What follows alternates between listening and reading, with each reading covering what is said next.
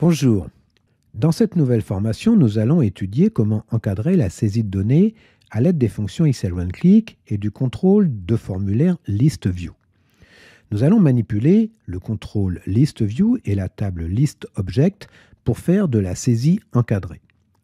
Alors pour vous, mes chers abonnés, cette formation se fera en 11 épisodes à raison de 2 épisodes par semaine afin de vous laisser le temps, entre chaque épisode, de revenir sur tout ce qui peut être dit dans cette formation, mais aussi de vous faire votre expérience avec la boîte à outils Excel OneClick.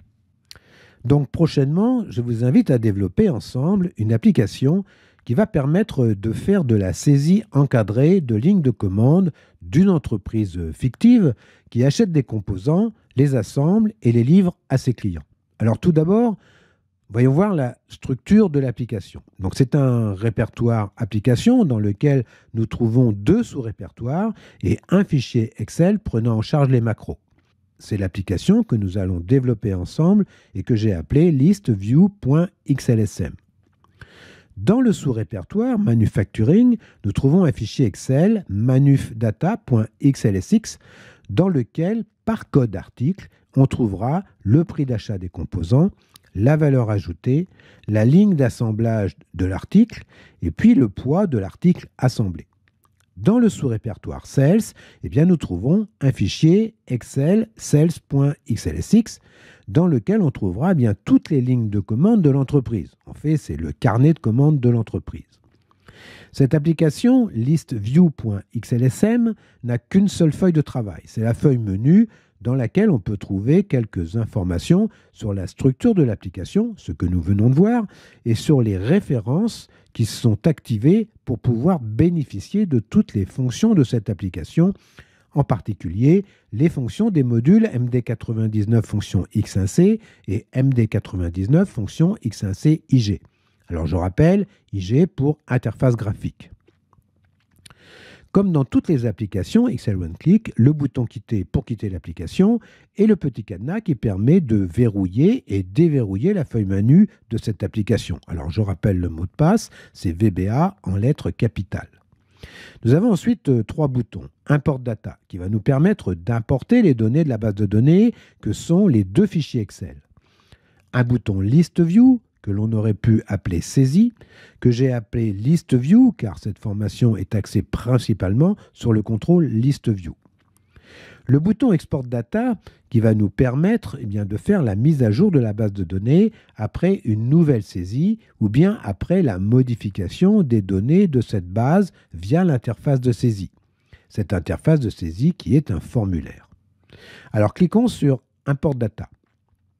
2 feuilles de travail sont créées, Data et Manufdata. Ces feuilles contiennent des tables de données que l'on appelle des ListObject, provenant des fichiers sales.xlsx et manufdata.xlsx. Cliquons sur ListView pour ouvrir le formulaire de saisie. À l'ouverture du formulaire, la ListView est chargée et reflète donc le fichier sales.xlsx qui est le carnet de commande de l'entreprise. On peut retrouver dans le champ Profit le profit pour toutes les lignes de commande présentes dans la ListView.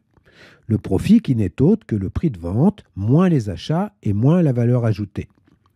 La sélection d'une ligne permet de charger les champs de saisie pour les consulter ou éventuellement les modifier. La ligne sélectionnée est en caractère gras. Nous avons 2 boutons d'option, tri ASC pour tri ascendant et tri DESC pour tri descendant, qui vont nous permettre de faire le tri de notre ListView en cliquant sur les en-têtes de colonne. Un tri ascendant ou un tri descendant suivant notre sélection.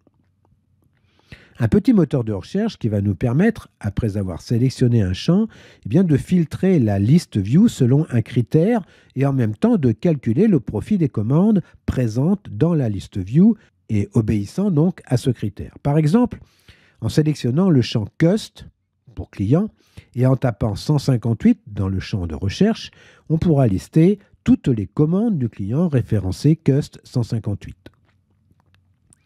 À cette étape, il sera possible de modifier certains paramètres de cette ligne de commande sélectionnée. En cliquant sur Modifier, alors seuls les champs de saisie, Mons pour moi, Cust pour client, QTY pour quantité et Item pour code article sont modifiables. Le fait de cliquer sur le bouton Modifier recalculera tous les paramètres de la ligne de commande. Nous aurons également la possibilité d'ajouter une ligne de commande à notre base de données avec le bouton Ajouter. Alors cliquez sur le bouton Ajouter et remplir les champs de saisie utiles à l'enregistrement d'une nouvelle ligne de commande. Le bouton Ajouter devient validé, donc il suffira de cliquer sur ce bouton pour calculer tous les paramètres de la nouvelle ligne de commande et de l'ajouter à notre base de données. Un dernier bouton Supprimer, il suffira de sélectionner une ligne de commande et de cliquer sur Supprimer pour supprimer cette ligne de commande de la base de données. Dans la feuille menu, nous avons un bouton Export Data qui va nous permettre de faire la mise à jour du fichier sales.xlsx. Donc vous voyez, c'est une application qui regroupe un certain nombre de fonctionnalités. J'ai pris comme exemple un carnet de commandes simplifié, mais le contrôle list view n'étant pas limité en nombre de colonnes, il vous sera possible d'y ajouter des champs date et statut des commandes. Voilà, je vous invite donc très prochainement à développer ensemble cette petite application. Alors je le redis chaque fois, mais si vous appréciez ces épisodes, n'hésitez pas, abonnez-vous à la chaîne, parlez-en autour de vous. Et puis, un petit pouce bleu, vous savez, à moi, ça fait toujours plaisir. Et puis, ça permet de faire remonter les vidéos dans les algorithmes de YouTube. Activer la cloche de notification vous permettra d'avoir la primeur de la prochaine formation. Également, si vous souhaitez qu'un sujet particulier soit traité dans un prochain épisode, laissez votre sujet dans les commentaires et puis nous essaierons de le traiter ensemble. En attendant, portez-vous bien. Et puis, si vous êtes toujours Visuel Basic, je vous donne rendez-vous au prochain module de formation XL One Click. Au revoir.